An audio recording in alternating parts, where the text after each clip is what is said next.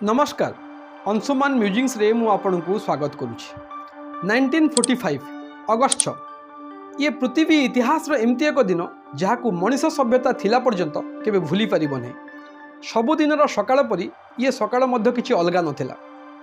Japan रो Hiroshima लोक माने सकाळु सकाळु उठी किए ब्रेकफास्ट करतला तो किए मॉर्निंग वॉक करतला। छोट छोट छुआ माने स्कूल जा पई रेडी होतले।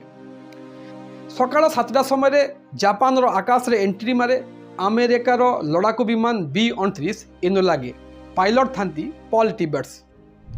सकाळ 8:15 हिरोशिमा आकाश उपर उड़ुथुवा अमेरिकीय से लड़ाकू विमान B-29 एनोला गेरु प्रथम करी पका जायतिला विश्वर प्रथम परमाणु बोमा। एनोला गेरु पका जायतिबा परमाणु बोमा तळकू खसिया पे 43 सेकेंड समय नेथिला एवं ता परे जहा घटिला ताहा सारा विश्व को स्तब्ध कर देथिला।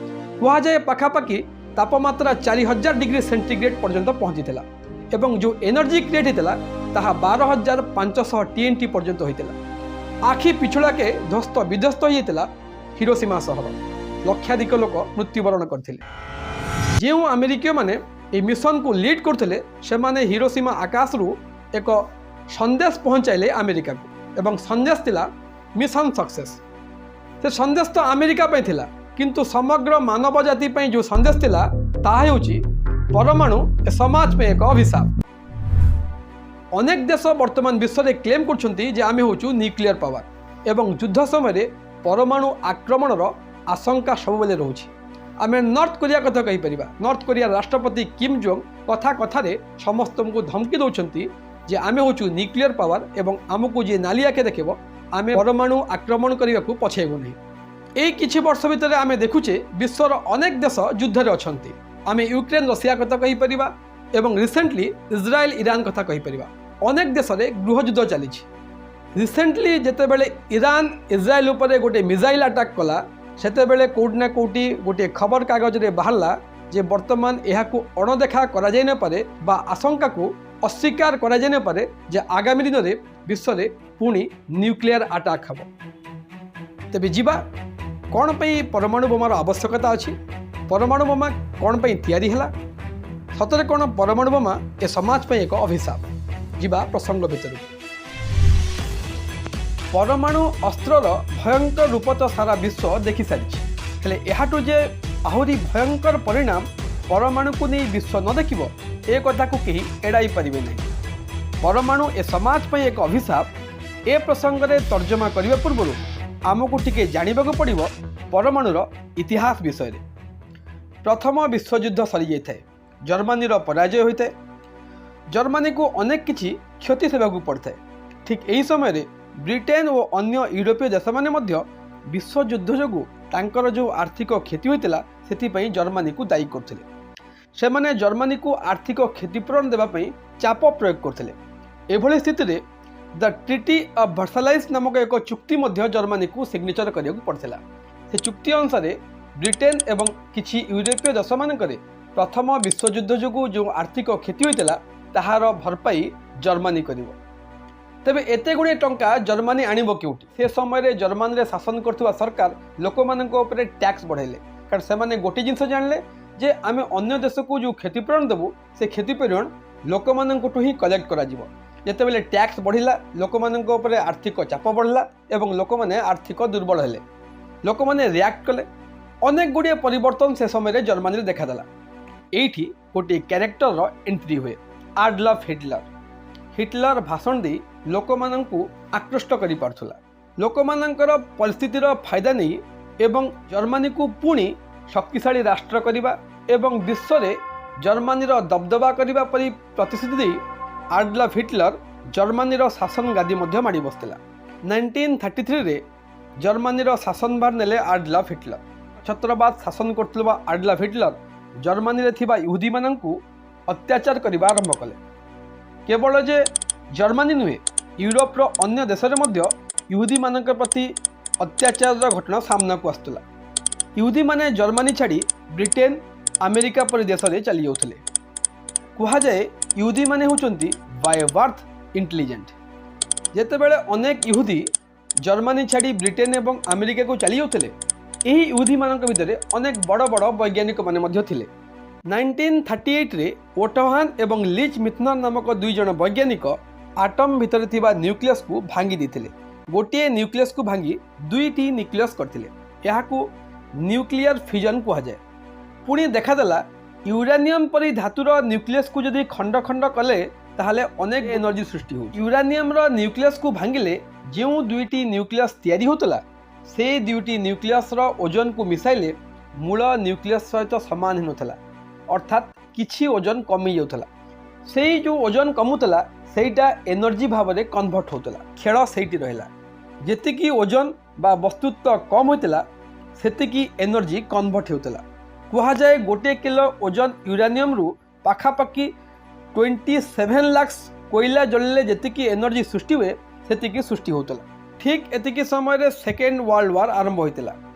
ଜର୍ମାନୀ ପୋଲାଣ୍ଡକୁ ଆକ୍ରମଣ କରିବା ସଙ୍ଗେ ସଙ୍ଗେ ଡେନମାର୍କ, ନରୱେ ଏବଂ ଫ୍ରାନ୍ସକୁ ମଧ୍ୟ ଆକ୍ରମଣ କରିଥିଲା। ପୁରା ବିଶ୍ୱ ବିଜୟୀ ହେବାର ସ୍ୱପ୍ନ ରଖିଥିବା ହିଟଲର ନ୍ୟୁକ୍ଲିୟର ଫିଜନ୍ ବିଷୟରେ ଖବର ରଖିଥିଲା। ହିଟଲର ବି ଚାହୁଁଥିଲା ଏମିତି ଏକ ଅସ୍ତ୍ର ସେ ଜର୍ମାନୀ ତିଆରି କରୁ ଯାହାଦ୍ୱାରା ସେ ବିଶ୍ୱ ବିଜୟୀ ହୋଇପାରିବ।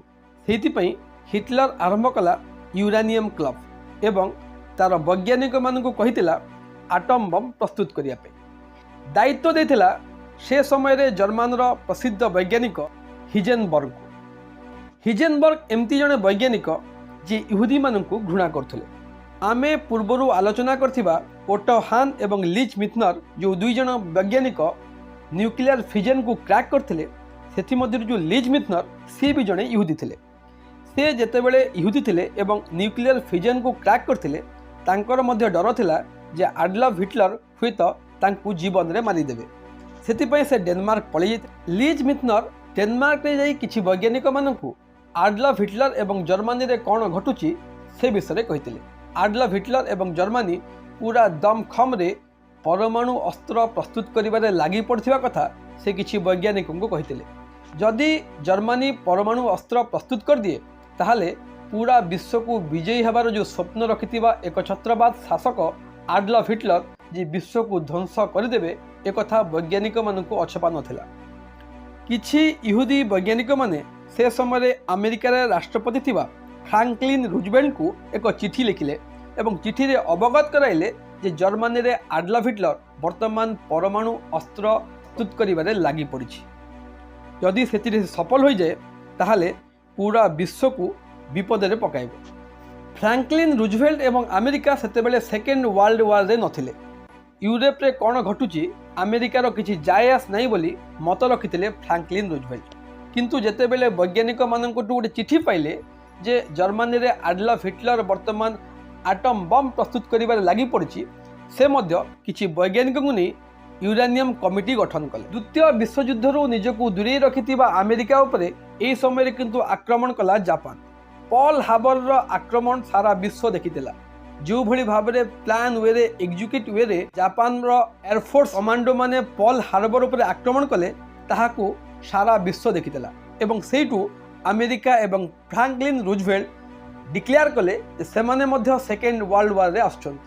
ସିଧାସଳଖ ଯୁଦ୍ଧ ଘୋଷଣା କଲେ ଏବଂ ଯେତେବେଳେ ପର୍ଲ ହାର୍ବର ଘଟଣା ଘଟିଲା ଫ୍ରାଙ୍କଲିନ୍ ରୁଜଭେଲ୍ଟ ମ୍ୟାନହାଟନ୍ ପ୍ରୋଜେକ୍ଟ ଆରମ୍ଭ କଲେ ଏବଂ ତାଙ୍କର ବଛା ବଛା 15 ଜଣ ବୈଜ୍ଞାନିକଙ୍କୁ ଦେଲେ ଏବଂ କହିଲେ ଯେତେ ଶୀଘ୍ର ହେଉଛି ପରମାଣୁ ଅସ୍ତ୍ର ଆମକୁ ପ୍ରସ୍ତୁତ କରିବାକୁ ପଡ଼ିବ, ଅନ୍ୟଥା ଜାପାନ ଏବଂ ଜର୍ମାନୀ ସାରା ବିଶ୍ୱକୁ ବିପଦରେ ପକାଇବେ।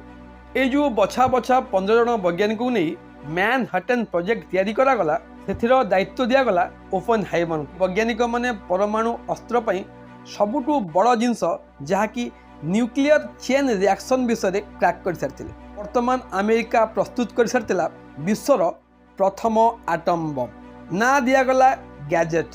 16 ଜୁଲାଇ 1945 ଆମେରିକାର ମ୍ୟାନହାଟନ୍ ସହରରେ ପ୍ରଥମ ଥର ପାଇଁ ପରୀକ୍ଷଣ କରାଗଲା ବିଶ୍ୱର ପ୍ରଥମ ପରମାଣୁ ବୋମା।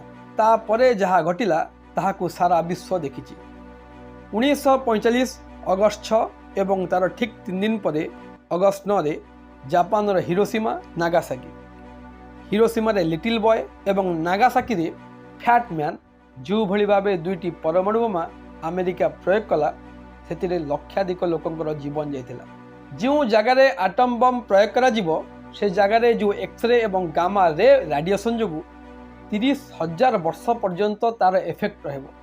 हिरोशिमा एवं नागासाकी उपरे प्रयोग कराइथिला से समय सेठाकार टेम्परेचर 4000 डिग्री सेंटीग्रेड पर्यंत पहुँची जाइथिला। 12,500 TNT पर्यंत एनर्जी सृष्टि होता। यूरानियम को येलो केक मध्य कहा जाए। से येलो केक रु परमाणु बोमा प्रस्तुत पर्यंत एवं परमाणु बोमा प्रस्तुत रु परमाणु बोमा प्रयोग पर्यंत जहाँ देखिछि विश्व चाहिबनी केबे कौनसी मानव सभ्यता थिला पर्यंत आउ एमती घटना न घटू। किंतु वर्तमान यदि आमे देखिबा रशिया यूक्रेन कथा हो, इज्राएल ईरान युद्ध कथा हो बा नॉर्थ कोरिया कथा हो, विश्वर कौनसी ना कौनसी कोड़े युद्धर स्थिति चलती। किछि ना किछि देश युद्धर अछंती एवं यार भितर अनेक गुड़े देश एडवांस आटम बम तैयारी कर सारछंती। से समय निहाती भावे कह जाय परिबो जे परमाणु ए समाज पर एक अभिशाप। 27 लाख कोयला जल्ला पर जो एनर्जी क्रिएट हुए सेतिकी एनर्जी 1 किलोग्राम यूरेनियम रु बाहरी पारुची एवं सेही कॉन्सेप्ट रे परमाणु बोमा एडवांस आटम बम अनेक देश तैयारी कर सारे। ताहले ए मानव सभ्यता पई सबुठु बड़ अभिशाप ए परमाणु ही हेबो। ए मानव सभ्यता को ध्वंस करने पे कौन सी एलियन आसबे नहीं। आमे वैज्ञानिक माने जो टेक्नोलोजी आमर जो स्किल आमर ब्रेन जो आमे युद्ध पे जो परमाणु तैयारी करछु, जो परमाणु अस्त्र तैयारी करछु, सही परमाणु अस्त्र ही ए मानव सभ्यतार ध्वंसर कारण हम। से तो कह जाए परमाणु ए समाज पे एक अभिशाप। आपण डिटेल्स शुणुले आटम बम्र किभली भावे इतिहास थिला। न्यूक्लियर फिजन गोटे एनर्जी क्रिएट करने जो रिसर्च कराला ताहाको किभली भावे आटम बम रे कन्वर्ट करागला। जेतेबेले समग्र मानव सभ्यता पई ये गोटे थ्रेट बोली कह जाउची एवं अनेक लोक या मध्य कहलेनी जे परमाणु ही दिने दिने आमर मानव सभ्यता को ध्वंस करिवो। ए मानव सभ्यता को ध्वंस करने पे कौनसी एलियन आसीबार आवश्यकता नहीं। ए परमाणु ही आम पई एलियन है कि आम सभ्यता को पृथ्वी रे मनुष्य सभ्यता को ध्वंस करिवो। सतरे परमाणु ही ए समाज में एक अभिशाप।